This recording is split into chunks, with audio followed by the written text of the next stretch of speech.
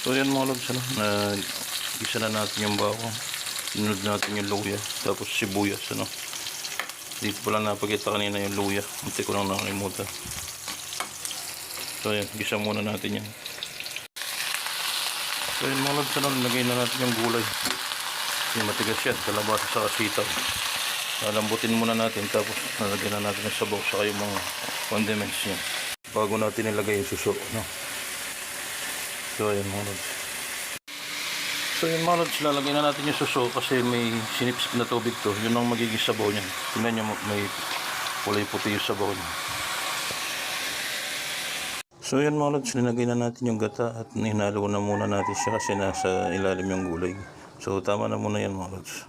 Mamaya maya pagluto na siya. So yun mga lods, luto na yung ating susong papa na merong kalabasa sa sitaw at saka may gata.